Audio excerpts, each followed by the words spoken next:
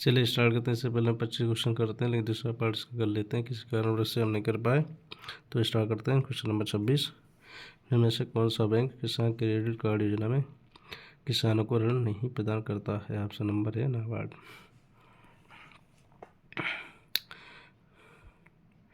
नाबार्ड किसान credit card योजना में किसानों को सीधे ऋण नहीं प्रदान करता है, ना बल्कि यह कृषि क्षेत्र को ऋण प्रदान करने वाली संस्थाओं, वाणिज्यिक बैंक, क्षेत्रीय ग्रामीण बैंक, सहकारी बैंक आदि को पुनर्वित्त की सहायता उपलब्ध कराता है। नाबार्ड कृषि तथा ग्रामीण क्षेत्र में कृषि, लघु उद्योगों, कुटीर तथा ग्राम उद्योगों, हस्तशिल्पों और ग्रामीण दस्तकारियों और अन्य संबंधित क्रियाओं के सभी प्रकार के उत्पादन एवं निवेश के लिए पुनर्वित्त संस्थान के रूप में एक शीर्ष संस्था है। इसके कुछ महत्वपूर्ण तथ्य देखते हैं।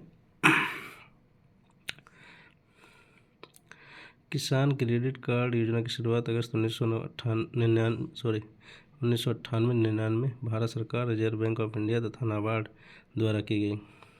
ऐसे किसान जो 5,000 रुपये या अधिक मूल्य के उत्पादन के लिए अहर्ह हैं, वे KCC के हकदार होंगे।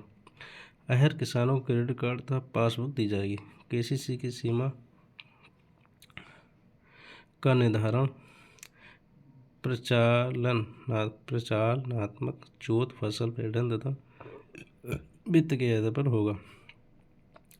KCC 3 वर्ष तक वैध होगा। साख के संबंध में आड़ के रूप में प्रतिभूति मार्जिन तथा ब्याज दर का निर्धारण RBI के नियमानुसार होगा।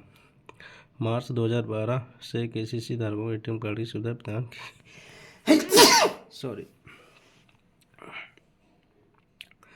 कुल निर्गत KCC में सर्वाधिक हिस्सा व्यापारी बैंकों का है, उसके बाद सहकारी बैंकों तथा क्षेत्रीय ग्रामीण बैंकों का है।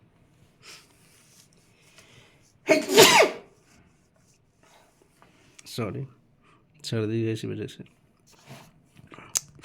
चलिए क्वेश्चन नंबर 27, राष्ट्रीय कृषि विकास योजना में भारत सरकार 2007-08 में से 2014-15 तक केंद्रीय सहायता के रूप में 100% सहायता देती थी। अब भारत सरकार ने इस सहायता को घटाकर ऑप्शन नंबर 60% कर दिया है। व्याख्या देखते हैं।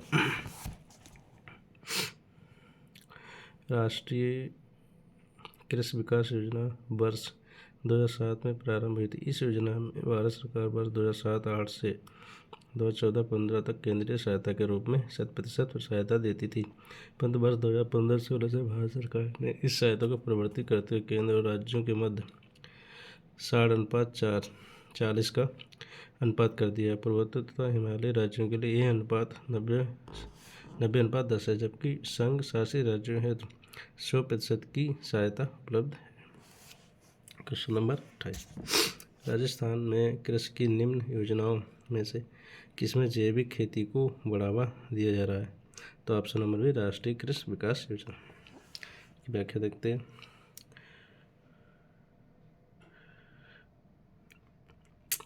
राजस्थान में राष्ट्रीय कृषि विकास योजना के तहत जैविक खेती को बढ़ावा दिया जा रहा है। ये परंपरागत कृषि विकास का एक घटक है, जिसका प्रमुख उद्देश्य प्रमाणिक जैविक खेती के माध्यम से वाणिज्यिक उत्पादन को बढ़ावा देना, उत्पादन कीटनाशक अवशेष मुक्त करना और उपभोक्ता के स्वास्थ्य को बेहतर बनाने में योगदान देना तथा किसानों की आय में वृद्धि और व्यापारियों के लिए संपादित बाजार तैयार करना है। क्वेश्चन नंबर 29, भारत में निम्नलिखित में से कौन किसान क्रेडिट कार्ड व वितरक एजेंसी है? किसान क्रेडिट कार्ड योजना वर्ष 1998 में शुरू की गई। यह स्कीम संस्थानिक ऋण तक किसानों की पहुंच की एक महत्वपूर्ण तथा प्रभावी पहल है। नाबार्ड क्रेडिट कार्ड की प्रबंधक इकाई है, जबकि सहकारी बैंक, क्षेत्रीय ग्रामीण बैंक तथा वाणिज्यिक बैंक किसानों को बांटने की वितरक एजेंसी हैं। सर्वाधिक क्रेडिट कार्ड व्यापारी बैंकों द्वारा बांटे गए। क्वेश्चन नंबर 30, इनमें से किस प्रधानमंत्री द्वारा किसान कॉल सेंटर की स्थापना की गई थी? Option number C, Shri Atal Bihari Vajpayee. व्याख्या देखते हैं। किसान कॉल सेंटर की स्थापना पूर्व प्रधानमंत्री अटल बिहारी वाजपेयी द्वारा की गई थी। क्वेश्चन नंबर 31, सबसे अधिक संख्या में किसान क्रेडिट कार्ड जारी करने वाला राज्य है, ऑप्शन नंबर है उत्तर प्रदेश। सबसे अधिक जनसंख्या में किसान क्रेडिट कार्ड जारी करने वाला राज्य उत्तर प्रदेश है। किसान क्रेडिट कार्ड योजना की शुरुआत अगस्त 1998 में की गई। यह स्कीम संस्थानिक ऋण तथा किसानों की पहुंच की एक महत्वपूर्ण तथा प्रभावी पहल है। यह किसानों की व्यापारिक बैंकों, सहकारी बैंकों तथा क्षेत्रीय ग्रामीण बैंकों से ऋण लेने में सुविधा देता है। नाबार्ड क्रेडिट कार्ड की प्रबंधक इकाई है, जबकि सहकारी बैंक, क्षेत्रीय ग्रामीण बैंक तथा वाणिज्यिक बैंक इसे किसानों को बांटने की वितरक एजेंसियां हैं। प्रारंभ से लेकर अब तक बांटे गए कार्डों में सर्वाधिक हिस्सा वाणिज्यिक बैंकों का रहा है।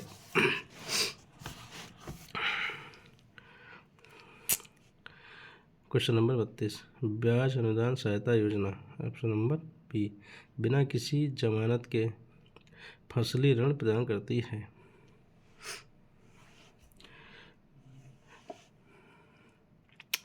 ब्याज अनुदान सहायता योजना किसानों को अल्पावधि के ऋण प्रदान करने से संबंधित है। ये योजना वर्ष 2006-07 में प्रारंभ की गई। ऑप्शन नंबर 33, क्वेश्चन नंबर 33, औद्योगिक बीमारी के कारण, ऑप्शन नंबर डी सभी सही है। कुप्रबंध, विदेशी प्रतिस्पर्धा का बढ़ता प्रभाव, क्षमता का अपूर्ण विध्वंस। चलिए व्याख्या देखते हैं। औद्योगिक रुग्णता, इंडस्ट्रियल सिकनेस, कंपनी अधिनियम 2002 की धारा 340 AA के अनुसार रुग्ण इकाई है नंबर जिनकी किसी वित्तीय वर्ष में संचित हानियाँ पिछले 4 वित्तीय वर्षों के औसत निवल संपत्ति मूल्य के 50% के बराबर या अधिक हो, अथवा नंबर 2 जो निरंतर 3 तिमाहियों में अपने देनदारों के ऋण को चुकाने में विफल नहीं हो। यदि सामान्य शब्दों में कहा जाए तो एक औद्योगिक रुग्ण इकाई है जो बहुत दिनों से घाटे में चल रही है। औद्योगिक रुग्णता भारत में औद्योगिक क्षेत्र की समस्याओं में से एक है। औद्योगिक रुग्णता के निम्नलिखित कारण हैं। आधारभूत संरचना की अपर्याप्तता,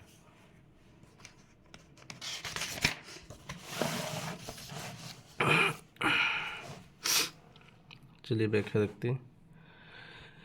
मांग का अभाव, कार्यशील पूंजी का अभाव, कच्चे माल की अनुपलब्धता, श्रमिकों के साथ औद्योगिक विवाद, ऊर्जा सुविधाओं की अनुपलब्धता, अनुसंधान एवं विकास की कमी, औद्योगिक संबंधों में कमी, वित्तीय पूंजी की कमी, वित्त पूंजी की स्वीकृति में विलंब, विपणन की समस्या, कुशल प्रबंधन का अभाव एवं इसके कारण, कार्यकुशलता और प्रतिस्पर्धता में कमी, विदेशी प्रतिस्पर्धता का बढ़ता प्रभाव, क्षमता का अपूर्ण दोहन आदि।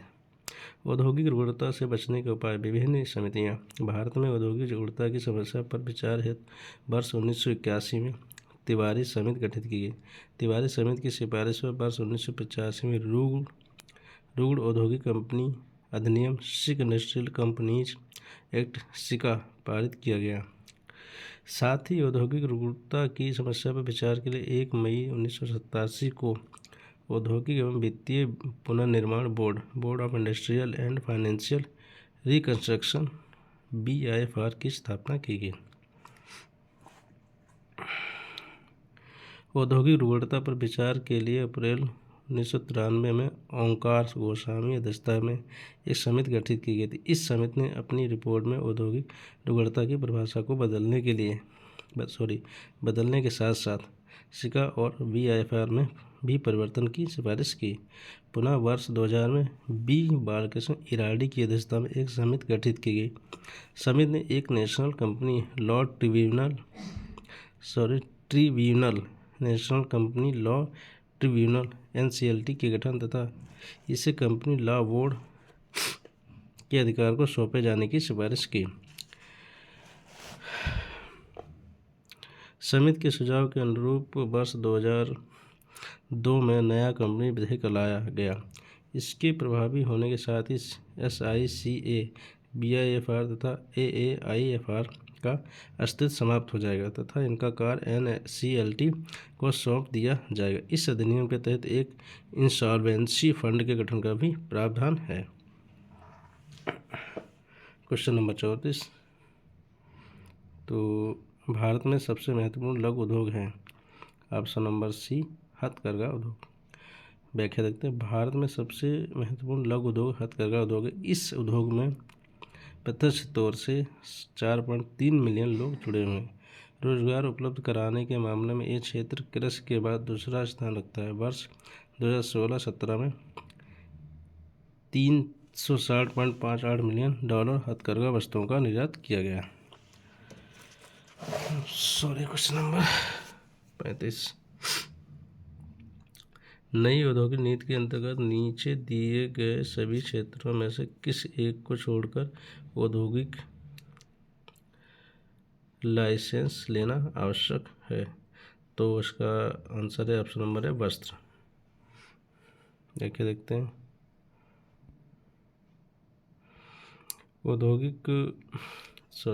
नई औद्योगिक नीति 1991 के अधीन 18 उद्योगों की सूची को छोड़ से सभी के लिए लाइसेंस की अनिवार्यता को खत्म कर दिया गया। वर्तमान में केवल 2 मदें ही हैं जिनके लिए लाइसेंस लेना अनिवार्य है। ये निम्न है। नंबर 1, अल्कोहल युक्त पेय पदार्थों का आसवन एवं निर्माण।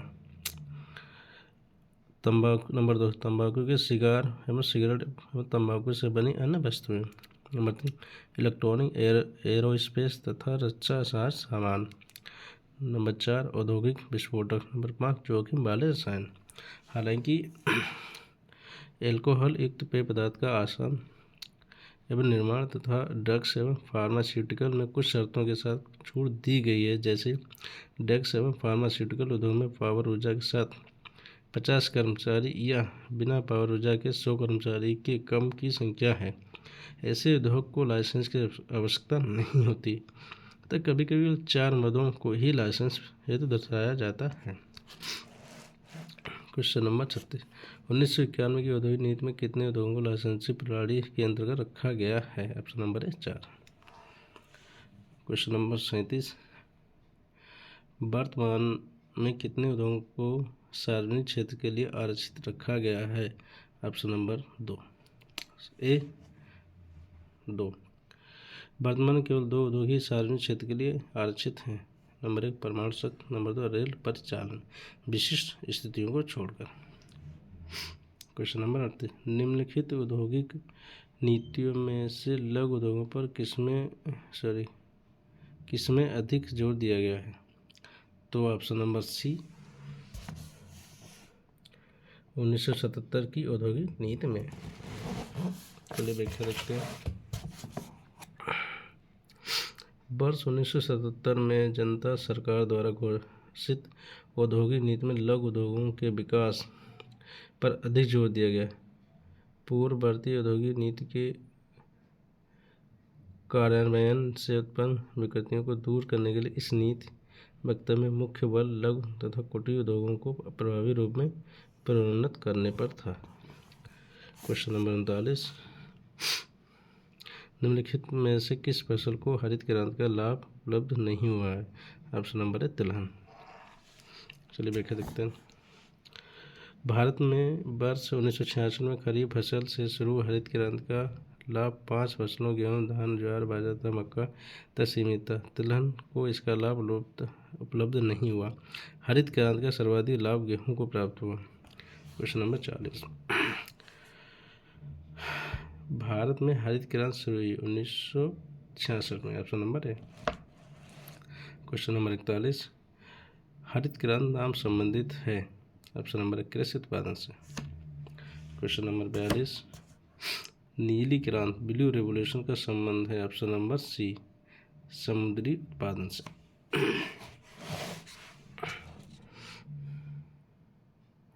क्रांति और उससे संबंधित क्षेत्र। नीली क्रांति मत्स्य उत्पादन, एक्वाकल्चर। श्वेत क्रांति दुग्ध उत्पादन से संबंधित है। भूरी क्रांति उर्वरक उत्पादन से संबंधित है। रजत क्रांति अंडा उत्पादन से संबंधित है। पीली क्रांति तिलहन उत्पादन से संबंधित है। कृष्ण क्रांति एथेनॉल बायोडीजल उत्पादन से संबंधित है। लाल क्रांति टमाटर व मांस से उत्पादन से संबंधित है। गुलाबी क्रांति झींगा मछली उत्पादन से संबंधित है। सुनहरी क्रांति फल उत्पादन से संबंधित है। बादामी क्रांति मसाला उत्पादन से संबंधित है। इंद्रधनुषी क्रांति सभी क्षेत्रों में उत्पादन में वृद्धि से संबंधित है। हरित क्रांति खाद्यान्न उत्पादन से संबंधित है। Question number 43। भारत का मुख्य खाद्यान्न है? ऑप्शन नंबर ए चावल। भारत का मुख्य खाद्यान्न चावल है, जबकि गेहूं दूसरी खाद्यान्न फसल है। चावल खरीफ की फसल है, जबकि उत्पादन में भारत विश्व में चीन के बाद दूसरे स्थान पर है। क्वेश्चन नंबर 44, औद्योगिक उत्पादन की दृष्टि से भारत के किस राज्य का स्थान प्रथम है? Option number D Maharashtra. तो व्याख्या देखते हैं। औद्योगिक उत्पादन की दृष्टि से महाराष्ट्र का भारत के सभी राज्यों में प्रथम स्थान है। क्वेश्चन नंबर 45,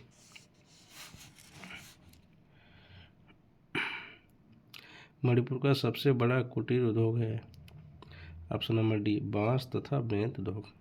मणिपुर का सबसे बड़ा कुटीर उद्योग बांस तथा बेंत उद्योग है। मणिपुर के कुछ अन्य प्रमुख उद्योग हैं: हस्तशिल्प, रेशम उत्पादन, खाद्य प्रसंस्करण, बांस प्रसंस्करण, पनबिजली उद्योग तथा पर्यटन उद्योग।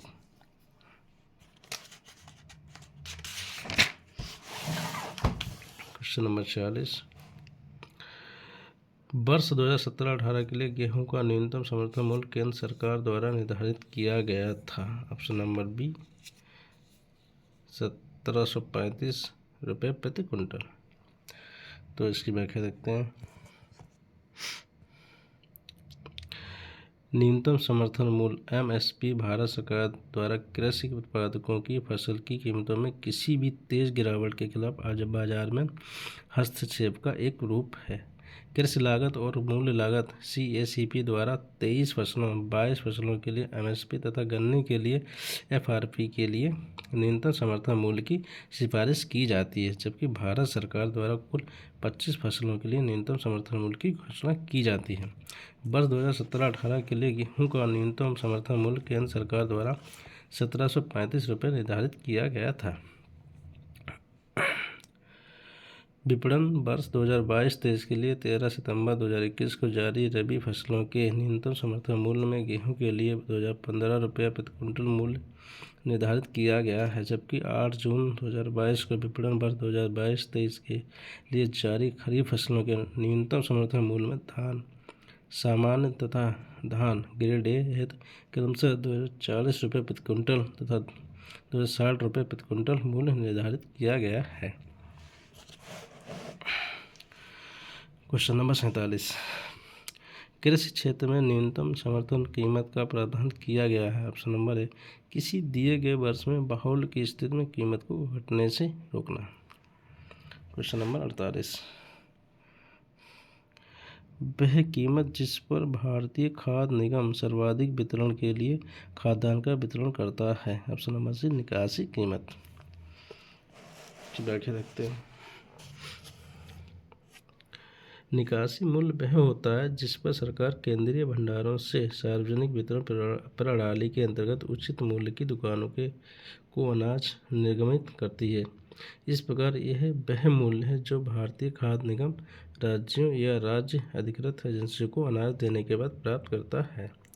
क्वेश्चन नंबर 49, नीचे कुछ कथन दिए गए हैं, सही को चुनिए। तो ऑप्शन नंबर ए सही है। भारत में भूमि की प्रति हेक्टेयर उपज अन्य कई देशों की उपज से कम है। तो ऑप्शन नंबर ए सही है। दिया गया कथन बिल्कुल सत्य है, जबकि अन्य विकल्प में दिए गए कथन पूरा सत्य नहीं है। क्वेश्चन नंबर 50,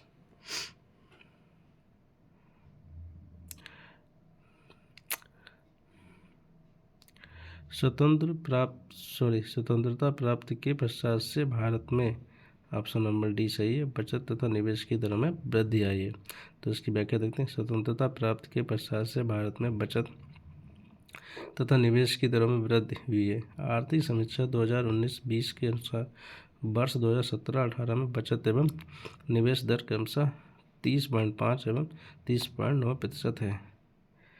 वीडियो पसंद है तो लाइक एवं सब्सक्राइब लाइक जरूर कर दीजिए, इससे हमें ऊर्जा मिलती है ताकि और वीडियो बनाएं और अच्छे से वीडियो आपको प्रोवाइड करा सके। कोशिश है कि आपको अच्छे क्वेश्चन मिलेंगे जो आपको ARO PGT TGT में ज़रूर मिलेंगे। धन्यवाद।